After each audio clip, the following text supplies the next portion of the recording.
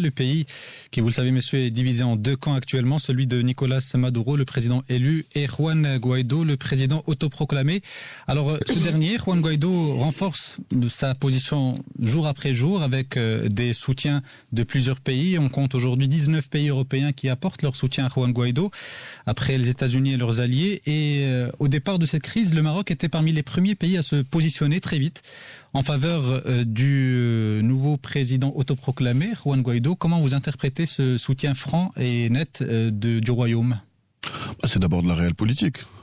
N'oublions pas que le Venezuela sous la houlette de Chavez et puis après de Maduro constitue l'un des principaux soutiens du Front Polisario et donc l'un des principaux adversaires de notre cause nationale. Donc c'est normal de miser sur, c'est normal au sens politique de miser sur Guaidó parce que il pourrait, et d'ailleurs on a des échos dans ce sens, qu'il pourrait infléchir la position vénézuélienne et ça serait un bonus ou un résultat pour la diplomatie marocaine. Maintenant, moi de toute façon, dans un sens un peu plus général, moi je ne suis pas très fan de l'immixtion de puissances étrangères. Vous allons parler de l'ingérence dans quelques instants. Ouais. Mais juste sur les relations entre Rabat et Caracas, il y a eu une brouille diplomatique, une rupture carrément des relations diplomatiques de plus de 35 ans.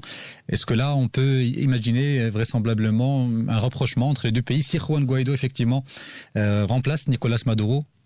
On sait qu'il y a une communauté marocaine qui est installée au Venezuela, qui est très pro Guaidó et anti Chavez et Maduro. Oui. Voilà, on sait que déjà il y a une communauté installée et qui aide beaucoup au rapprochement et à cet infléchissement de l'opposition menée par Juan Guaidó, président autoproclamé. Donc on peut s'imaginer qu'une fois retourné, et on voit aussi le soutien sans faille du Polisario et de l'Algérie à Maduro. Donc c'est une prise de position qui est tout à fait logique. Mécaniquement parlant, on verra. C'est d'abord de la réelle politique. Oui, c'est de la réelle politique, oui. Mais on rappelle que le Venezuela reconnaît le Polisario comme. Oui. Voilà. L'ancien régime, en tout cas du Venezuela, celui de Chavez et celui de Nicolás Maduro, reconnaît effectivement et soutient le Polisario. Vous parliez il y a un instant de l'ingérence de certains pays dans cette affaire. Alors justement, certains commentateurs et certains observateurs spécialistes du Venezuela dénoncent ce qu'ils appellent cette ingérence occidentale dans les affaires internes du pays. Quel est votre avis, vous, sur cette question ? Comme je le disais, d'un point de vue général, moi, je suis pas très fan de l'ingérence étrangère dans les affaires politiques d'un pays. Et d'abord parce que cette ingérence émane très rarement d'élan moraux ou éthiques, mais plutôt d'intérêts sonnants et trébuchants le plus souvent. Dans le cas du Venezuela, il faut pas oublier que c'est le pays qui jouit des premières réserves prouvées au niveau mondial. Donc c'est quelque chose qui est à prendre en compte. Et réserve de pétrole. Ah oui, réserve de pétrole, oui. Pardon, j'ai pas précisé. Tout à fait. Donc c'est quelque chose qui est à prendre en compte. Et puis c'est une épine dans le pied américain ou le demi-pied américain en Amérique latine depuis très longtemps et aussi un appui à un autre axe qui est avec la Russie, dans une vision un peu plus classique. Donc c'est clair que les intérêts sont économiques et politiques et évidents. Maintenant, ce qui m'a surpris un peu plus, c'est la vitesse ou la rapidité avec laquelle l'Europe a réagi en donnant un ultimatum, puis une semaine après, en se rangeant clairement derrière Guaidó en tant que président en charge. Alors, qu'est-ce qui a changé justement en quelques années entre l'époque où Chavez était encore au pouvoir au Venezuela et celle aujourd'hui avec Nicolás Maduro? Pourquoi cette ingérence n'a pas eu lieu avant de cette manière-là? Parce que la société vénézuélienne est de plus en plus divisée.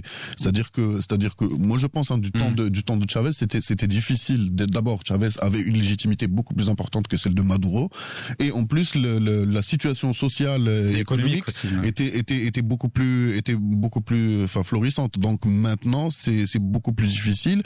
Il y a un clivage qui est beaucoup plus important. On a une situation qui se dégrade. Donc forcément, ces fragilités ont laissé s'immiscer ces velléités d'ingérence. Et d'ailleurs, je pense que l'élection, enfin l'opposition et qui a quand même, je sais plus combien elles ont de pourcentage du Parlement, mais en tout cas ils sont majoritaires. Ils sont majoritaires, mais donc ça aurait pas pu être le cas du temps de Chavez. Du temps de Chavez. Hafez Boutaleb, sur la question du devoir d'ingérence au nom de l'humanitaire, quel est votre avis là-dessus? Alors déjà, rapidement, pour parler de la révolution bolivarienne qui a été mise en place par Hugo Chavez, c'est un rappel, donc c'est une révolution de gauche, d'inspiration un peu l'extrême gauche aussi, et qui avait pour objectif de redistribuer les ressources issues de la manne des hydrocarbures vers le peuple. Donc l'époque Chavez était florissante parce que peut-être Chavez était une figure, mais aussi, surtout, parce que le baril de pétrole était à son zénith et qu'il se vendait à 120, 130 $, le baril. Et par conséquent, quand le baril s'est écroulé, écoutez, les revenus de l'État révolutionnaire bolivarien de Venezuela se sont écroulés aussi, et la part de la population qui profite du système s'est réduite comme peau de chagrin. Aujourd'hui, ce sont des apparatchiks et beaucoup de suiveurs qui profitent, mais la majorité du peuple vénézuélien a vu ses revenus fondre. Le PIB est passé de 230 milliards de dollars à 80 milliards de dollars en 6 ans. C'est une réduction considérable. Vous ne voyez aucun parallèle avec les chiffres que tu as cités tout à l'heure sur l'Algérie? Oui. Voilà, c'est ça. C'est quasiment les mêmes. C'est quasiment le même système. Ouais. Et oui, effectivement. Bon, en Algérie, ça tient un peu mieux puisque c'est un système plus ancien. Au Venezuela, il date de 99. Il fête en ce moment d'ailleurs les 20 ans de cette révolution bolivarienne. Et donc, ce n'est pas par hasard qu'il y a aujourd'hui une ingérence étrangère, parce que après 20 ans de gestion calamiteuse et catastrophique, et en ayant mis en avant des gens qui n'ont aucune expérience de la gestion de l'État. On rappelle que Maduro est un chauffeur de bus. Oui, dans le storytelling, ça fait joli, un chauffeur de bus grâce au peuple qui devient président, mais on voit les conséquences. Regardez les conséquences. C'est un pays où il y a des millions de réfugiés maintenant dans les pays voisins, notamment en Colombie. Et il y a aujourd'hui un pays divisé en deux, et on est au bord de la guerre civile.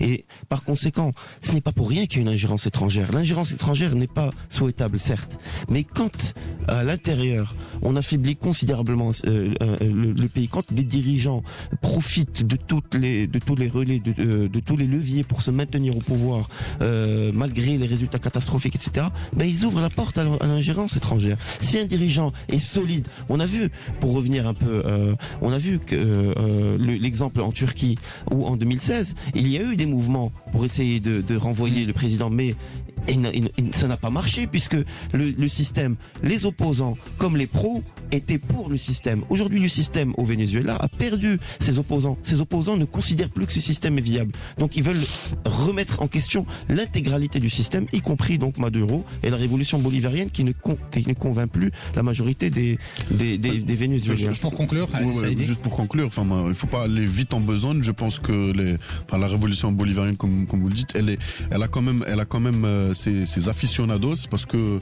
en tout cas dans la première décennie de Chavez, il y avait ceux qui ont profité de la rente.